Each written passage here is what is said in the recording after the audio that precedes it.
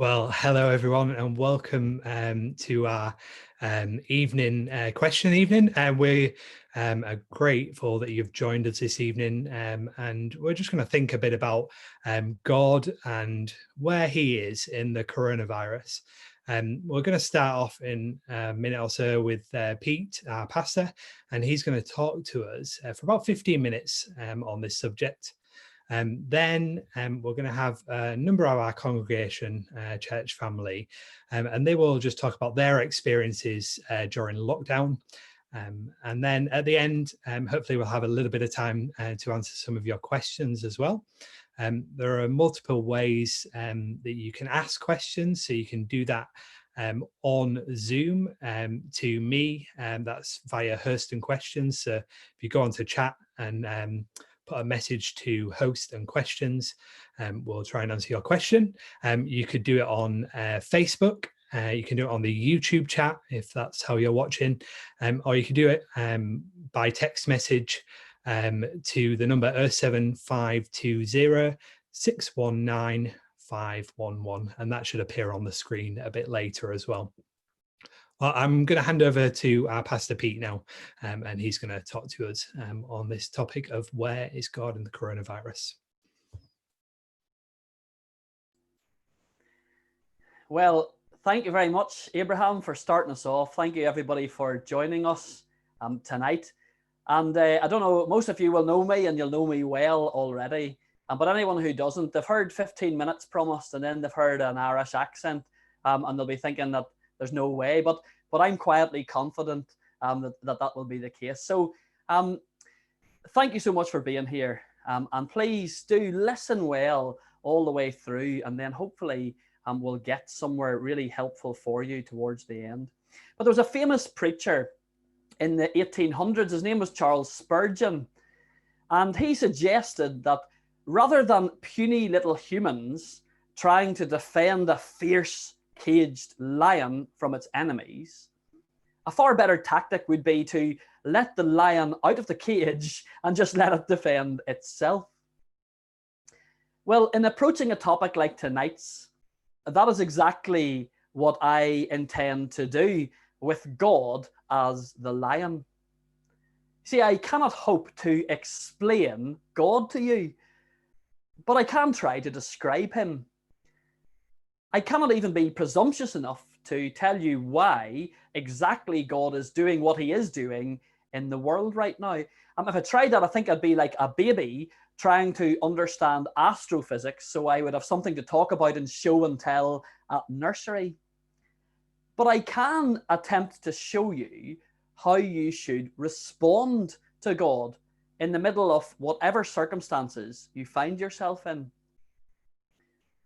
And to go even further back than that, I don't even have any fancy arguments tonight to try to convince you why God is real. But most of you here tonight, you know Riverside Church. You know it well already. You know we believe God is real. You know we believe God has revealed himself to this world. And you probably know, you've probably seen that those of us who are Christians, we wrestle with the same questions about God that bother you so much when they come up. So what do I have for you tonight?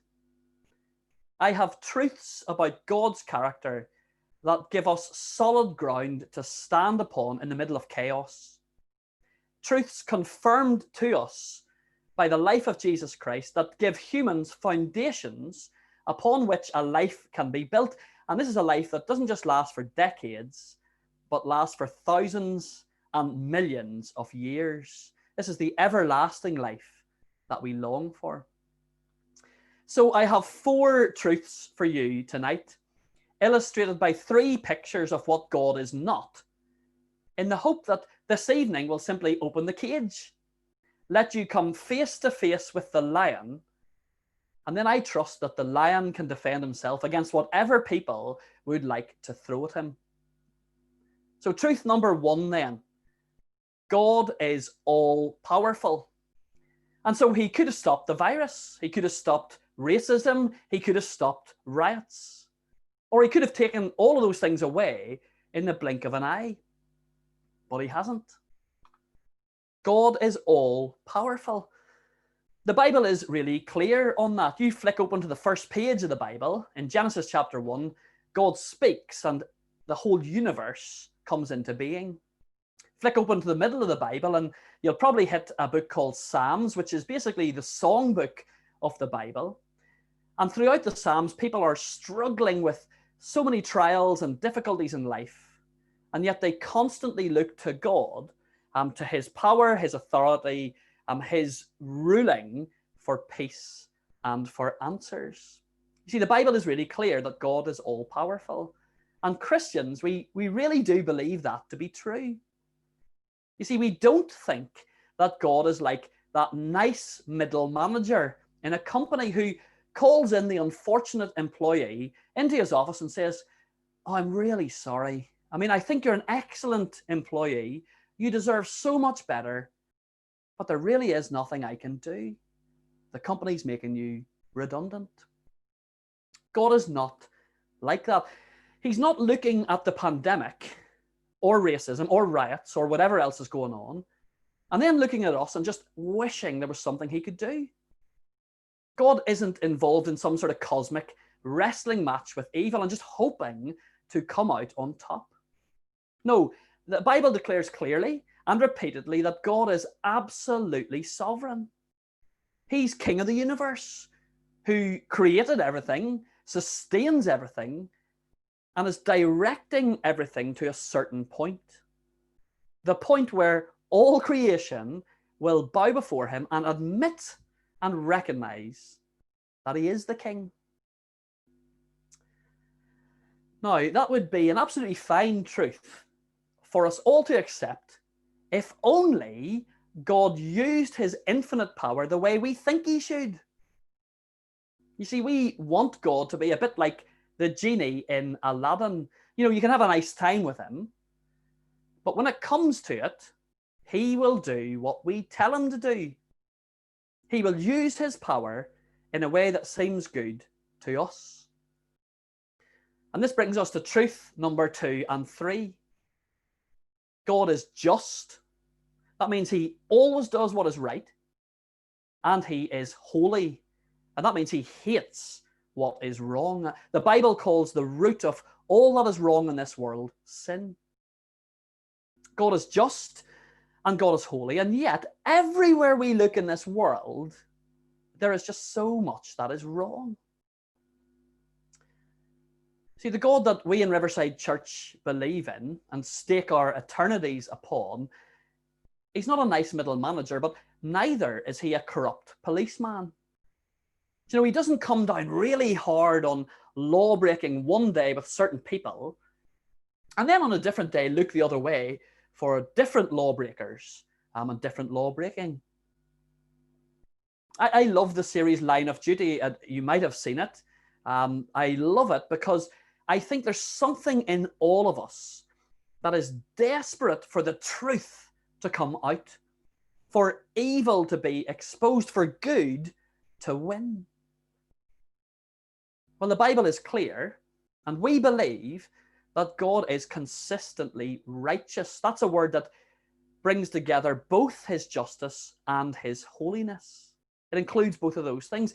God does what is good, and he hates what is wrong.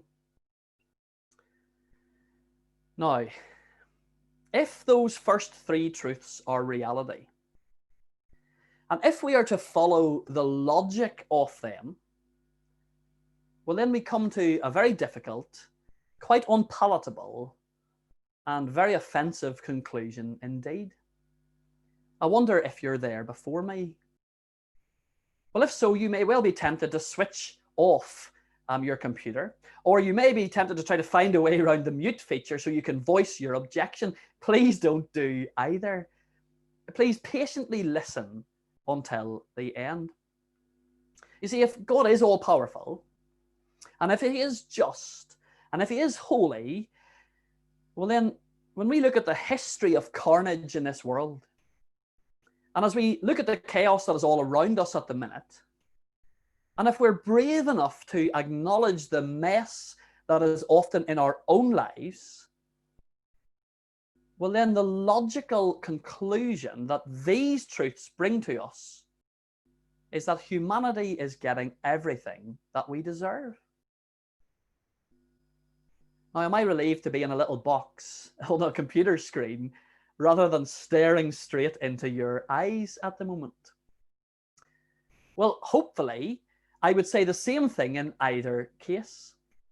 Because there's one more truth about this lion, there's one more truth about God that can change our offense and our outrage into confidence and peace. Truth number 4, God is love. Now, I think if you asked most Christians to do the impossible and try to describe God in one word, that's probably what they would say. God is love. Now, they wouldn't say love is God, as if God is simply a feeling or some sort of force for good. But the one word in our experience and in the Bible that most describes the indescribable God is love. Well, what has he done that is so loving is the burning question, isn't it?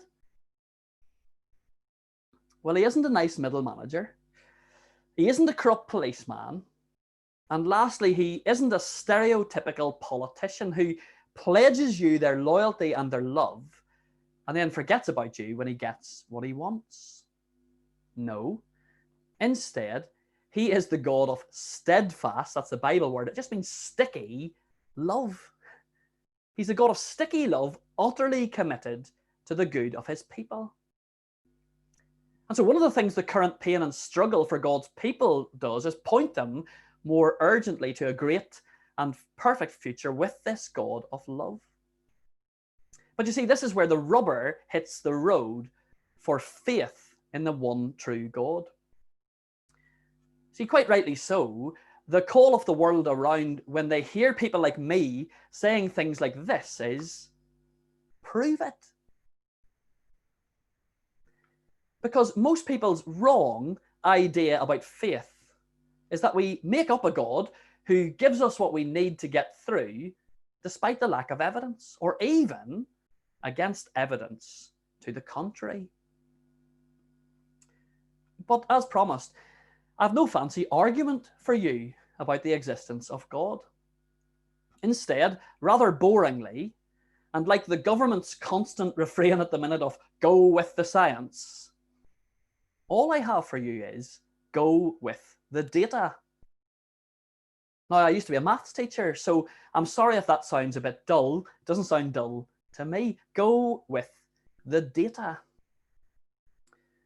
Now, there are a number of sources of information that we might try to look at, but the data that is most compelling is the historical record of the life of Jesus Christ. Let me read you a few verses from the first chapter of Mark. Mark was an eyewitness account. He wrote an eyewitness account, and this is one of the incidents in Jesus's earthly ministry. So Mark chapter 1 says this: a man with leprosy came to him and begged him on his knees, "If you're willing, you can make me clean." Jesus was indignant. He reached out his hand and touched the man. "I am willing," he said. "Be clean." Immediately, the leprosy left him and he was cleansed. Jesus sent him away at once with a strong warning. "See that you don't tell this to anyone, but go, show yourself to the priest, and offer the sacrifices that Moses commanded for your cleansing as a testimony to them." The 4 divine characteristics that we have looked at tonight, they're evident in this short account. There is power as leprosy is banished, away it goes. There is holiness as Jesus is indignant at sin and its impact. He hates what it has done to this man. There is justice as Jesus does what is right and tells the man that he must do what is right as well. He must follow the law correctly. But above all, over all else, there is love. Love wins as God in human flesh touches a man that no one else would touch because of his disease. He mightn't have been touched by another human for years. Now, this is only the first chapter out of 16 in Mark's gospel. But already the very center of Christianity is highlighted. You see, we are all that leper. We are all tainted and impacted by sin, by rebellion against God, by pride that tells us we know better than our Maker. In fact, sin is like a virus, and we're all absolutely riddled.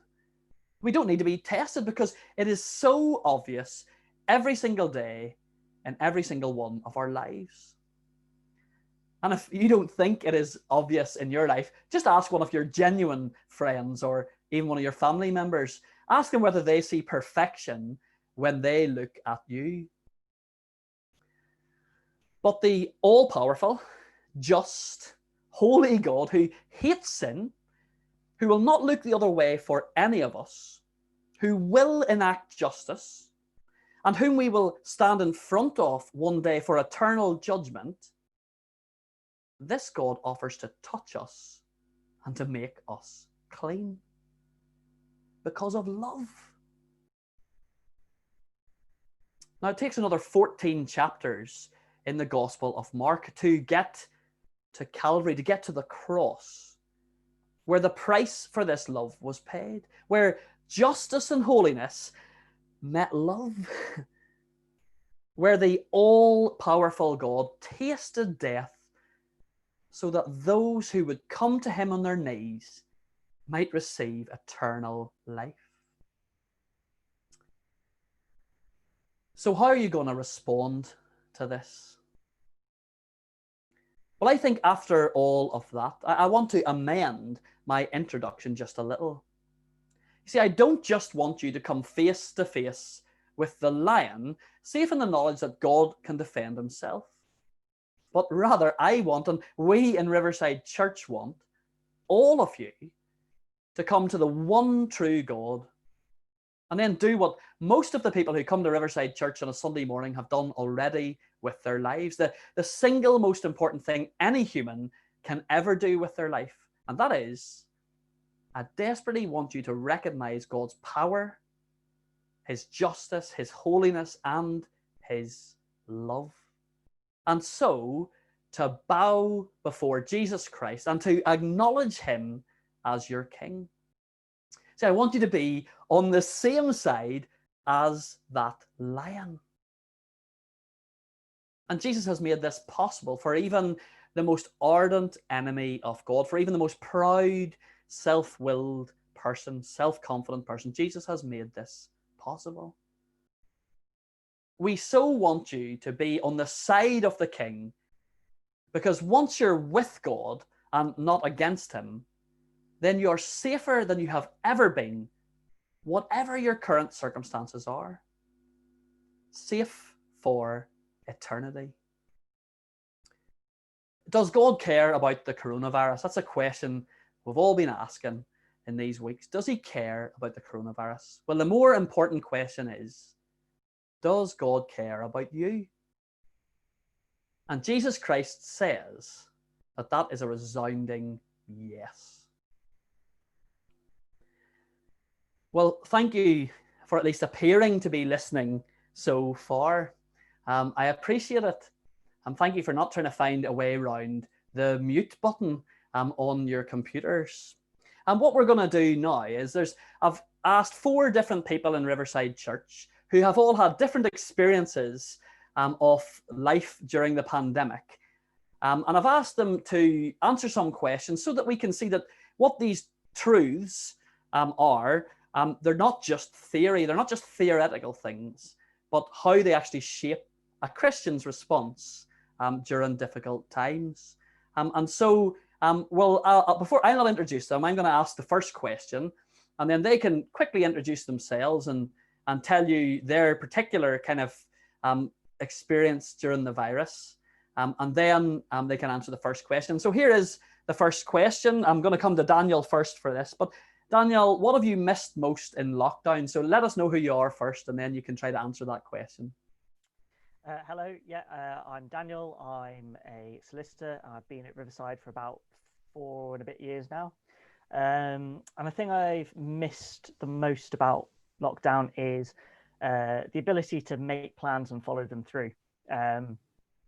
You get used to normal life of either being able to plan a long way ahead and plan a holiday and going on a holiday, or just deciding to do something different with your day. Whereas suddenly that goes out the window when all you can do is 1 hour of exercise a day. So obviously it's relaxed a bit now, but definitely early on that not being able to follow through on your big plans for the year. Yeah, thank you. And you've been furloughed as well, haven't you? So you've had far more time than you'd have wanted with which to not do those plans. Yeah. Well, I'm sure we'll hear more about that shortly. So thank you, Daniel. Joey, let's go to you now. What have you missed most about lockdown? Well, tell us who you are first anyway. Hi, I'm Joey. I'm a mum of 4 kids, and I'm also a nurse in intensive care. So my lockdown period has been a mixture of homeschooling with challenges and nursing in intensive care with other challenges. I shan't tell you which I find harder at times. I think I miss, apart from being able to go into the bathroom and shut the door and nobody shout mum from the other side of the door. I miss being able to meet up with people easily. I miss standing on the school playground and chatting with the mums as we wait for the kids, or just being able to pop round to someone's house and spend a bit of time with them. That's been really challenging. Thank you, Joey, and I'd be very grateful that you've done such a good job of homeschooling, because your husband wasn't much help at all in that. So let's go now to Dave. Is Dave there? Yes, Dave. So Dave, tell us who you are and then what have you missed most? Evening. As Peter said, I'm Dave. I'm a husband, father and grandfather. Been at Riverside for just over a year now. For me, I miss my family, particularly my grandchildren. And not because we're just on Zoom and on a church meeting. I also miss my church family. And there's so much before lockdown that we took for granted. And in a way, sometimes if you miss church, it was just one of those things, whereas now we can't meet. I really do miss my church family. Yeah. That's good. That's top marks. The pastor gives you top marks for that answer as well, Dave. So, but I know it's a genuine answer with you as well. So no, thank you for that. And let's go to Becca. Rebecca. There we go. Becca's okay, isn't it? Doesn't have to be Rebecca, isn't that right? It can definitely be Becca, yeah. Okay, there you go. Tell us who you are and then what have you missed? Hi, yeah, so I'm Becca. I've been coming to Riverside since I was probably about this big. And I've been wanting to come to Riverside. Willingly been coming to Riverside a little bit less than that. I'm an occupational therapist. I work at Hull Royal. I think I'm going to start with what I've missed is people. Just being able to see people. But then it's nice that now we've been able to see people. I think what I've realised is how much I miss hugs, because I can get 2 meters close to someone and I still can't have a hug. So yeah, I'm going to go with hugs. I think that's what I've missed the most. Okay, thanks, Becca. And you were one of the few people that I actually know to actually get coronavirus and come through the other side of it. So it'll be interesting to hear more about that later. Thanks, Becca. Okay, thank you.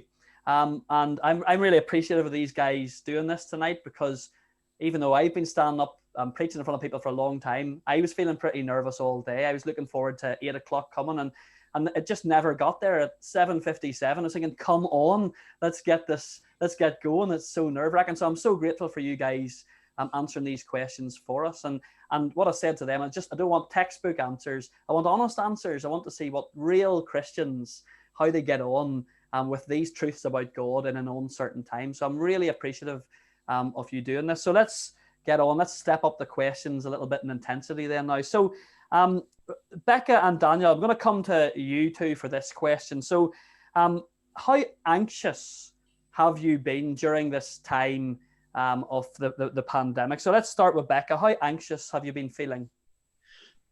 Well, I think if you know me, then you might think I'm quite like cool and collected. Yeah. But you might also think that I am a big worrier, and I am a big worrier. So I think not just, I mean, when the virus first started, I think like a lot of people, I did feel quite cool about it, and I was like, it'll be fine, it'll go away, it'll be fine. And then as it's got worse and worse, I've felt more and more anxious about it. And then working at a hospital, like not knowing when you're going to go and see a patient, whether they've got it and whether they're going to give you it, or whether you're going to give them it, or whether you're going to bring it home, or who you're going to give it to, is quite anxiety provoking. Like a lot of the time you're thinking, what if I've got it? Oh, I'm sneezing, I must have it. I've got a headache, I must have it. So actually I think like a lot of the time I have felt quite anxious and worried about the virus. And as well because it is such kind of like a life and death situation, isn't it? It's scary. It's scary. And then so I was working at the hospital, and then unfortunately caught it myself.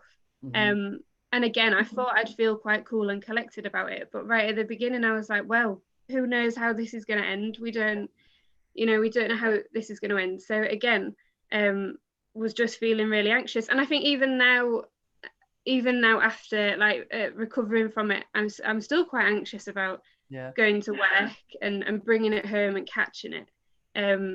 It's quite a scary thing, and it's so out of our control that there's nothing that I can do to stop it. It makes it worse, doesn't it? But I mean, the day that I got tested positive for COVID, a friend texted me and said, well, God's in control, so it'll be okay. And then kind of since then being reminded of that God is powerful. And whatever happens, God is powerful and God is loving. There's a song that just that says, are you weak and heavy laden, lumbered with a load of care? Take it to the Lord in prayer. And actually, there's such a comfort in when you are full of anxiety and worry about something that you can't control, and in having someone to talk to about it who does care and who loves and is powerful. So I think feeling really, really anxious and worried about it, there is a lot of comfort in knowing that God does care about me and he does love me, and he's in control at the end of the day. That's great. Thank you, Becca. That's really helpful. Daniel, can we go to you? The same question, and I'm sure you'll not mind me saying it. Anxiety is something that you've dealt with for a long time anyway. So how about you? How anxious have you felt during this time? Yeah, I felt a lot of anxiety throughout the period. When it first started, I think when it first started, I was anxious about catching it. I'm asthmatic, so I was a little bit nervous about the effects it has on me. I'm quite sickly, so if I get a cold, it knocks me for 6 while everybody else is still at work, kind of muscling through, and I'm getting a bit man flu-y. So I was quite anxious at the start, catching it. But that's kind of shifted now really onto kind of the longer term stuff.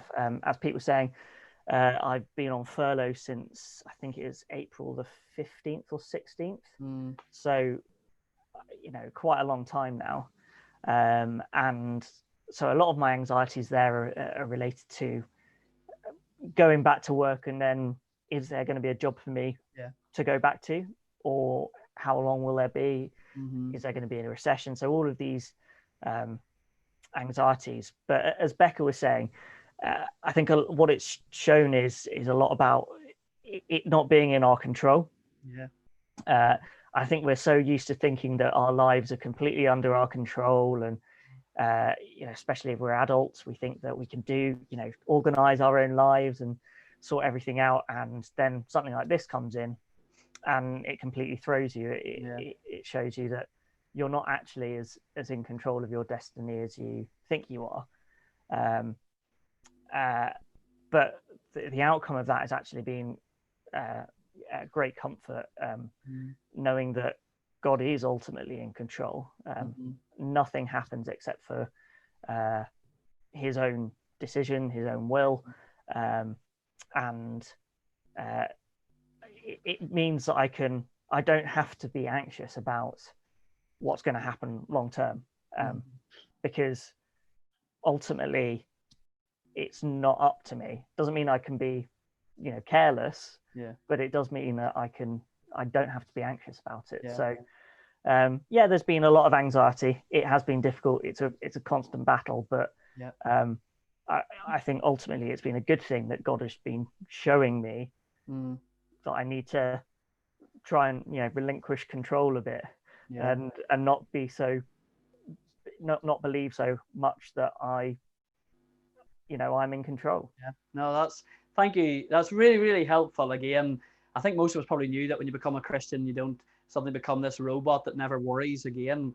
But that idea that those things about God, they're truths, aren't they? They're not feelings, they're truths. And there's something about battling. I think you said battling or resting, and there's a battle to say, oh yes, that's right, that's true. And so whatever way I'm feeling, those things are true. So thank you. Let's move on.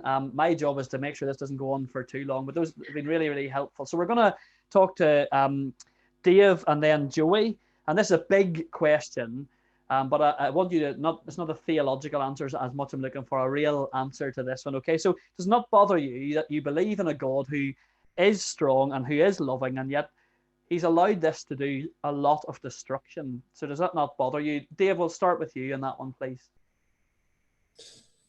For me, very much like Daniel, March time, I was preparing for my grandson's first birthday. It was my 60th in April, so we were planning a holiday to Madeira, other family birthdays, various plans, and that all went to pot, or all changed.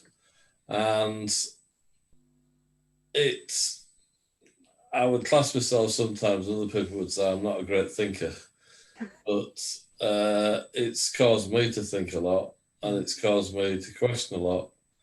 But I know from my faith and from reading the word that God is in control, and God's turned a lot of people's lives upside down. People are questioning how long it's going to last. As Daniel said, will they have a job at the end of it? What's going to happen? But we have that deep down faith and trust that ultimately, as one of the Bible passages says, God wants the best for us. And whatever he teaches and whatever he brings us through will be for the best in the long run. Thank you. I think that's a very hard thing for people who are not Christians to hear, actually. Sometimes Christians seem to almost say suffering's a good thing, and that might be one of the questions we'll look at the end. I don't know, but thank you, Dave. That's helpful. Joey, I guess as a nurse and so on, you've seen a lot of stuff over your whole career, but especially maybe over the last little while. What do you think to that then? Does it bother you? Yeah, I mean, I think it is a really tough question. It's something I think all of us would wrestle with at different points. Sometimes, very occasionally, we're looking at it in a kind of abstract way. Does God allow suffering? But most of the time, we're looking at it from a personal perspective. We're suffering. Someone close to us is suffering. I spent a shift last night at work, and I had to spend a long time in the morning chatting to a wife on the phone of my patient. She can't come in and visit him. I'm the only contact, or the others of my colleagues are the only contact between this lady and her husband. And while he's the sickest he's ever been, and I come away very shaken by it.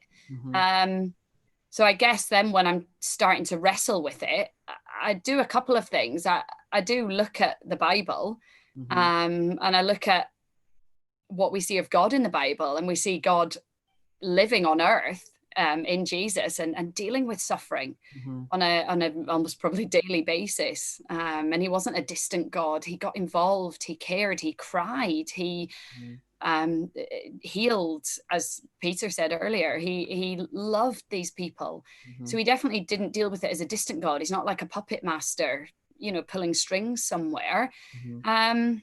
So then I think, well, what else is he going to do about it then? Why is he not stopping it all? And I look to the future, I suppose, as well. I do see in friends and in my own life, God dealing with it now and really strengthening people and changing them through suffering and through difficult times. It's not easy, but I do see God changing people.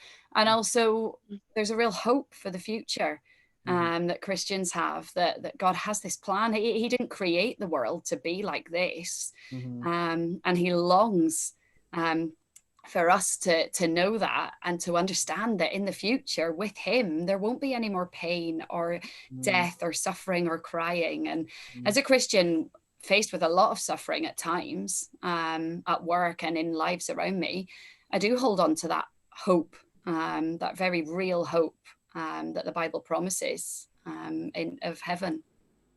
Thank you. I think it's really, really helpful. And I just think as we're all this, I'm hoping that the Riverside Church family, the ones who come every week at the minute, are being encouraged by this, because hopefully you are all feeling the same feelings that these guys are being honest about and having the same wrestle. A couple of different people said wrestling, and that is what we do. We know who God is, we know what he's like, but sometimes it's a wrestle to remember that.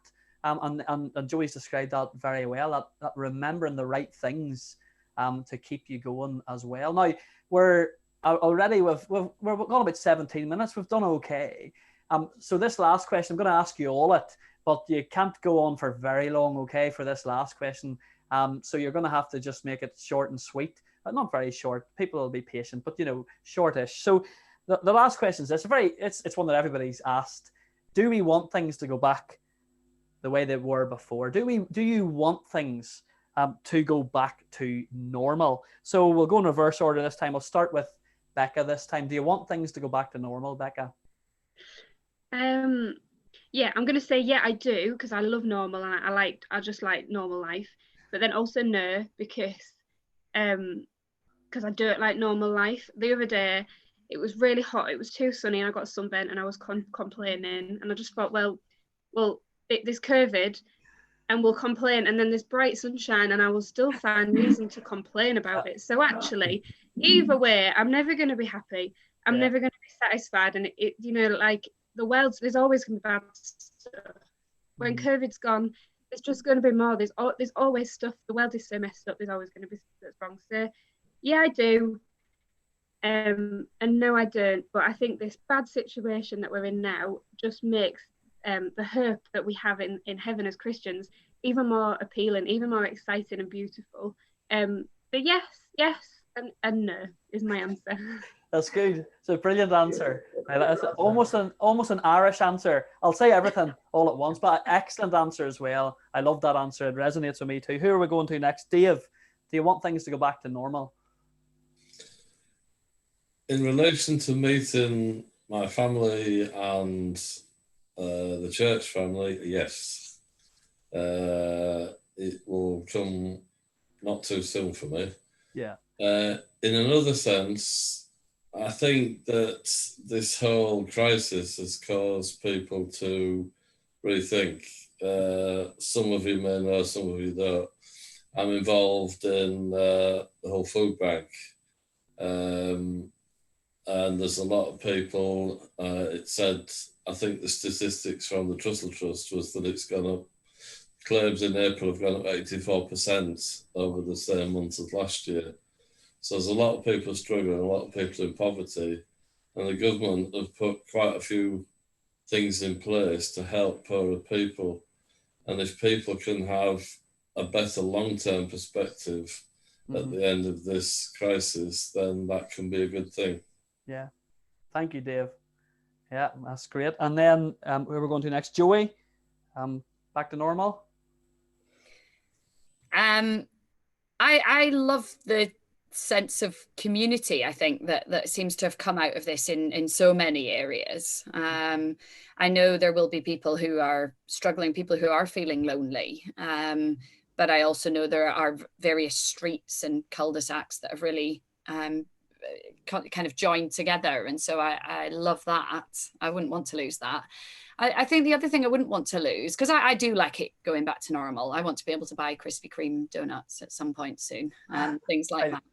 But I think the other thing I want is for people not to be, it's kind of to not stop thinking, really, not to stop, because I think this really has challenged people. So I want people to be thinking, what is my hope in? What am I satisfied in? And trying to put their hope and satisfaction in the right place, in something that lasts. Yeah, brilliant. And Daniel, last but definitely not least. Yeah, in a lot of ways, I don't want things to go back to how they were. I think, as everybody else has said, the whole crisis has made people think a lot about the country that we live in and how it's organized. And, you know, there are vulnerable people out there who may have fallen through the cracks previously, and now we know that they're there and they need the help, and things have been done to help them, which is great. And if we can build on that, that would be really good. If people who've reflected on, well, you know, life is more than what I've previously lived for. It's really good to see your family, and even if it's forced due to the situation.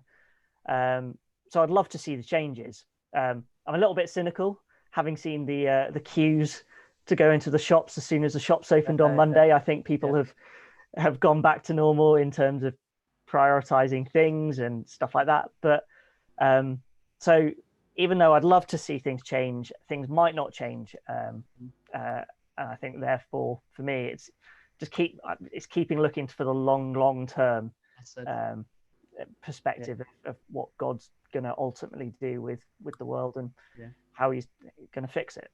Thank you. And so that's where I'm at. I do like normality. I love seeing people. I've hated having to do Zoom, but it's not the same, is it? As David all said, meeting God's family. But I guess what I want to say to Riverside Church, so maybe not the visitors tonight, but the ones who come every Sunday, this world isn't our normal. It's not our normal. The Bible teaches us that there is normal, what all you guys have said anyway, but there is normal to come. Normal is going to be living with God in his presence, without sin, without anything. That's normal. This is not normal, is it? The Bible paints this picture. It says we're like in tents at the minute, but one day we're going to move into a permanent home, a permanent house. That's God's people. And so, yes, normal in some ways, I agree. But God's people, we want to be looking way ahead. Just what ended there. So thank you so much. Thank you. I think you've done a great job of answering those questions. And because most people on Zoom or YouTube tonight will know you, hopefully you can talk to them more about it and ask them more questions if you're interested in finding a little bit more out. But where this faith in God, where it kind of hits the road, daily life. So I'm going to hand over to Abraham now, and then we'll do another little brief bit before 9 o'clock. We'll be finished by 9. Thanks, Abraham. Thanks, Pete. It's really good to think about that, isn't it? And I echo some of the comments at the end about that hope and satisfaction in something greater, something that'll last. And so that's something to certainly think about. And at Riverside Church, I think many will, or if not all, will echo that as well, and that our hope and satisfaction is in Jesus Christ. So we're going to have some questions now. We were going to have a break, but we've decided against that, and we're just going to go straight into it. So we've got some questions here that we can answer. There is still a little bit of time if you want to put a question in. We might be brief. We might not answer every question, but we are going to have a follow-up event in 2 weeks' time. At the same time in 2 weeks on Thursday, so 8 o'clock 2 weeks on Thursday, and that'll just give us more opportunity to answer some of your questions and to just think more about this then. So like I say, if you want to ask any questions, you can send them to me on host and questions on Zoom or on YouTube chat, or the text message number is on the screen. But we are going to answer some questions now. So I'm going to put a few questions to Pete to answer. So Pete, the first question that I've got here is, do Christians glorify suffering? I guess you might have to maybe explain what that means before you answer it, maybe for some. Yeah, well, a couple of people that, I mean, so again, I'll echo what Abraham's just said. There's no way I'm going to do justice to these questions in the next few minutes, but I want to point you in the right direction. But then I do hope that we'll be able to put on another event a bit like this in a couple of weeks' time, where we will look at some particular questions that come and give it much longer and more rigor. So I guess that's me saying, if I don't answer very well, let me off the hook. Maybe that's what I'm saying. I don't know. But do Christians glorify suffering? In other words, it's disgusting, isn't it? Like, death is a disgusting, terrible thing. Disease is a disgusting, terrible thing.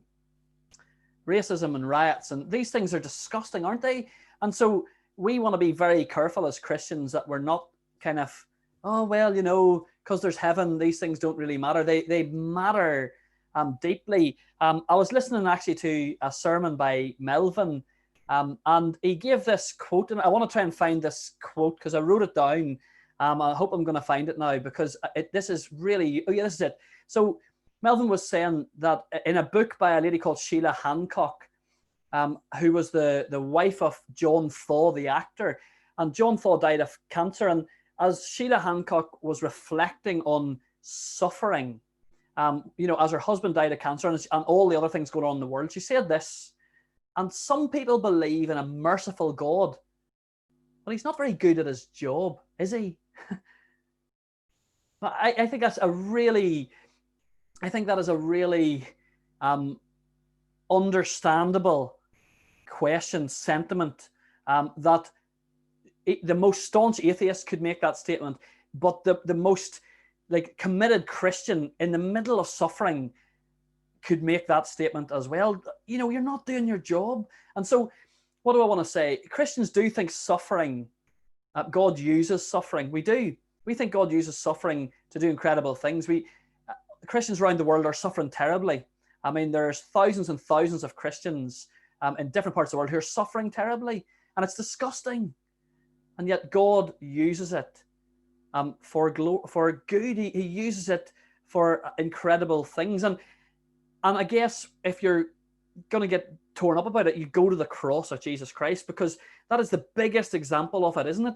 Where that is the most disgusting thing ever to have happened, the most terrible thing ever to have happened. The God, holy God, who's never done anything wrong, being put to death by people who hated him. And it said the accounts of that as well. The criminals who were being crucified either side of Jesus poured insults on him too. People who are in the same boat as him pouring insults upon him. Suffering is absolutely vile. Death is vile. And we've got to say that as Christians. But because of those things, because of God's power and his love, he uses these things for the good of his people. So do we glorify suffering? We want to be very careful to say suffering's terrible. It's a result of sin. It's a result of rebellion. It's not right. Joey said something, you know, God didn't make the world this way, but it's been twisted that way. So suffering is a terrible thing. And then I'll stop after this and let you ask another question. But here's one last thing, right? Whenever somebody is suffering, I understand why you want to say to God, what are you doing? But here's something I find far more offensive than a God who might have reasons for allowing us to suffer, the way maybe a father would let his children deal with some consequence or whatever. Here's something I find more offensive, right? Go to somebody who says there's no God. And what's their response? Well, their response is to shrug their shoulders and to say, well, I feel really bad for you, but there's nothing. I have got nothing else for you. I feel bad. I can be with you. I'll try and be kind to you, but I've got no hope for you, nothing. Whereas Christians and suffering, it's terrible, it's awful. In Riverside Church, we have suffered. We've lost people we love over the past few years who have died, people who are ill at the minute, and we just hate it. But we know there's a God who has already answered that question and has used suffering to bring people to this permanent forever home. We have got an answer that is a hard answer, but it is a satisfying answer. There's no other answers out there.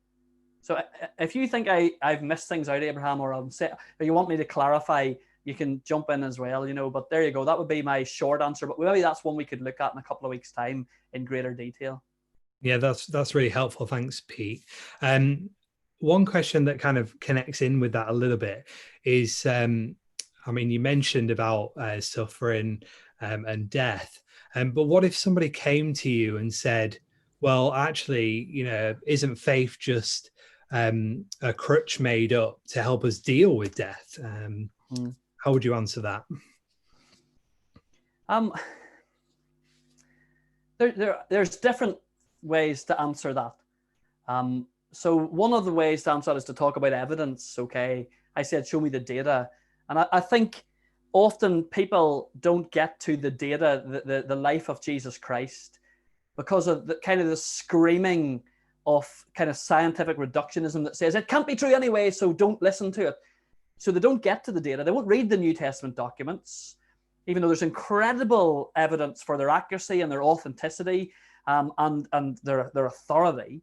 But they won't even get there because the screaming is so loud to say it's nonsense. Nobody can rise from the dead. It can't be true anyway, so don't go there. So that's one of the ways you'd answer the question. And I would love that would be one I would love to look at more, actually, because there was a talk done, Scott did a talk on our Have You Ever Wondered series, which is you could probably get to it via the Riverside website or the St. John's website. But and he did a whole series of, why we can trust the Bible, the evidence that Jesus did rise from the dead, the evidence that what it says is true. But that's one way to answer it. I think there's great evidence. But the way I'd like to answer it actually is because this is what I want people to see in Riverside Church when they come every week. We are people who need a crutch. I want them to come to Riverside Church every week and say, oh, they're not shiny people. They're not the self-righteous people who are better than everybody else. And they go to church because, well, they're the Christians. I want them to come. And if there's visitors coming into our family services or our guest services, when we get back to normal, I want them to see, oh, these people need a crutch. These people are needy. Because the truth is, every human being is desperately, desperately needy. But Christians are people who have realized it. And we have realized that our need isn't even just for like the right amount of money coming in our banks to keep food on the table or whatever. Our need is deeper than that. Our need is a deep spiritual one. We need to be forgiven because there is a God who has made all this. He's a holy God. He's a just God. He's a powerful God. He's a God who can judge us and will judge us. And we need to be fixed. So I guess I would say faith isn't what you think. Faith isn't that airy fairy floating about with harps and angels. But is faith a crutch? Yeah, faith in Jesus Christ is a crutch that will last. Faith in Jesus Christ is a crutch that won't break. Faith in money, faith in family even, faith in anything else will break. If it doesn't break before the coffin, it'll break in the coffin. Faith in Jesus Christ is a crutch that won't break. It'll get you where you need to be. And whenever we are in this new creation, we won't need crutches. We won't need anything like that because anything bad will not get in, and only God's people will get in to experience just wonder and delight.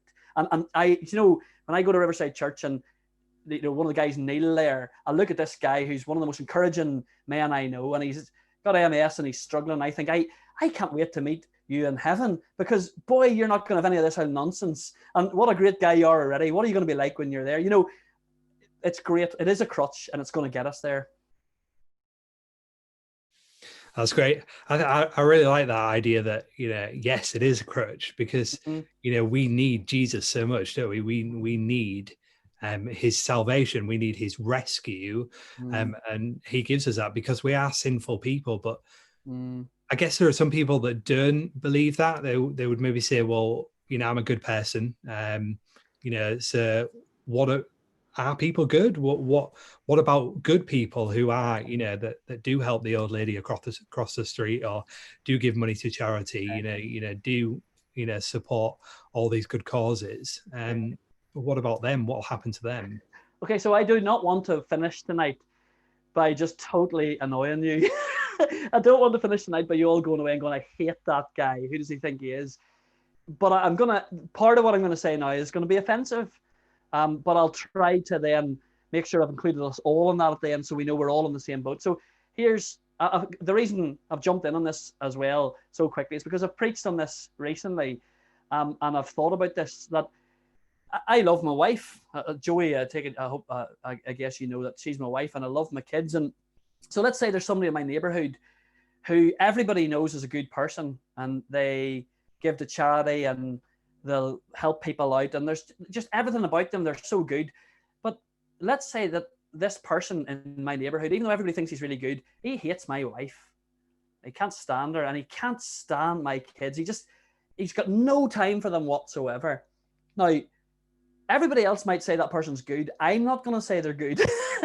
I don't think they're a good person, because look what they think of people that I love. Now, why do I say that? Because Jesus Christ, God in flesh, all right, he has come to this earth, went to the cross, experienced suffering beyond imagination, okay, for a sinless, perfect being to have filthy sin put on them. He has done all that, and yet these people who would say they're good people, they should get into heaven, they've no time for him. They've no time for Jesus Christ. Oh yeah, he went to the cross, so what? I don't need it. I'm good enough anyway.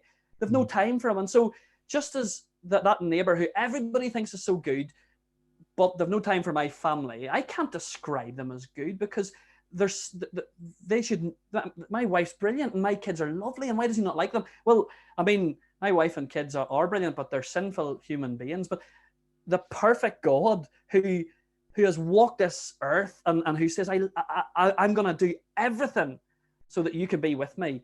For people to say, I don't need that, and I'm all right, thanks very much. I'm all right with the stuff. I don't need. Well, that changes how you see what good is. Now, I think that's probably the most offensive thing I've said tonight so far, and I don't want to end without including myself in that, because I'm the same.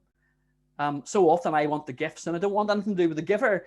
So often that, people would say, oh, he's a good guy, that Pete Burney. Well, if you knew what I was thinking some of the time, even tonight, like at tea time, and just afterwards, one of my kids was mucking about with me, and I was tired and I was frustrated. And instead of like laughing at, I was, oh, you're so annoying. This awful response to, somebody I love. So I've included myself in that. None of us are good. None of us are good because we don't realize how good God is, and we think we're all right without him. And so I would say that the good people, good is as good does, and the ultimate good is God. And if you don't recognize that, then you're nowhere near good. But none of us would get there unless God changed us. And so I hope I haven't left you totally offended, or at least I hope that offense will cause you to think about your response to God and your relationship with the God who says to you, I want you. I want you to be on my side. He's a lion, and yet he'll treat you so gently. So I'll finish there, Abraham. I hope that's kind of answered that question anyway. No, that's helpful, especially with the short amount of time that we do have. But I mean, it's just such a kind offer that God is holding open here for us. The God who created everything, who created us, came down to earth to live a sinless life and die on a cross so that he could be the sacrifice for our sin. And it's just a wonderfully kind offer that he says, come to me. Yeah, I will save you. I will give you rest. And I will love you completely. And we can then be part of his family. And that's just wonderful. I guess this is going to be the last question. So we're about time now anyway. Okay, so we've been talking about this God. We've been talking about, God, the creator, and Jesus Christ, our savior. But is it a bit arrogant of us to claim that there is only one way to heaven, or there is only one God? Okay. So I thought my work was done there. I was already relaxing in my head, like putting the TV on,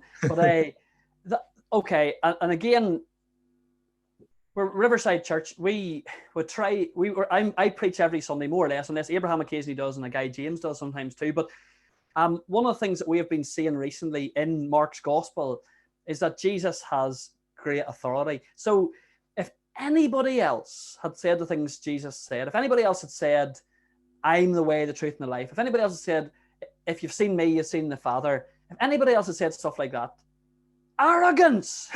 You're arrogant. How dare you? Like, you're just one of us. You're in the same boat as us. You're a human. We're a human. How dare you think you know better than we do? And so I would say that the experience of the people around Jesus was they didn't think he was arrogant. Now, some of them got angry with him because they knew exactly what he was saying. The Pharisees, the self-righteous people, they wanted to kill him. But the other people around him, they said authority. So when he said stuff like this, authority. Now, Ravi Zacharias, he was a big apologist, and he's just died recently. He's a lovely man.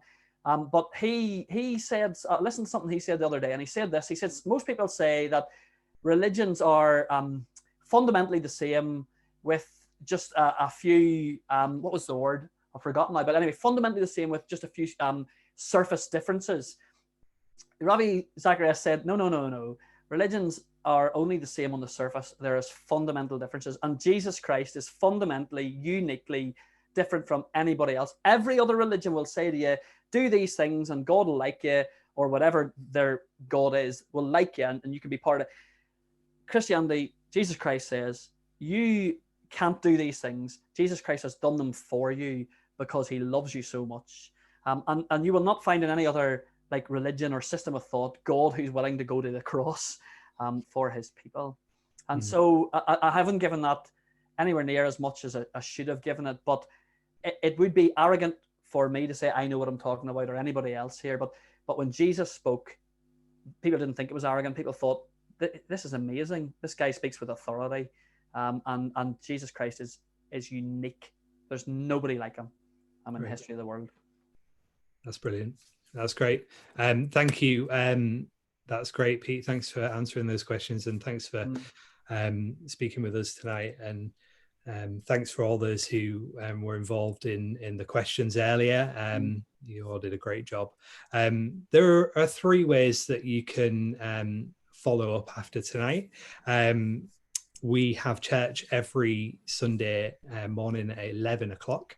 At the moment, obviously, we just meet over on Zoom, on YouTube. So if you check out our Facebook page, or contact the person who invited you along, and we'll explain a bit more how to get onto that. Another way is to chat to that person who did bring you along. Just ask them questions. They might not have the answers straight off. Most of us don't, and they'll be honest with you on that, and they'll get back to you questions wise, or point you in the right direction of somebody who can help. Or as well, the third option is in 2 weeks' time, on Thursday at 8 o'clock, we'll be having another Zoom and YouTube event where we'll just think a little bit more about this, maybe ask some more questions, answer some more questions, and just follow up and hopefully encourage you to look to the God that we believe in, the God who is in control of the world and who knows all about this current situation and is in charge. So thank you for joining us tonight. Thank you for your taking the time out. And we hope to see you again soon. Thank you. Brilliant. Thanks.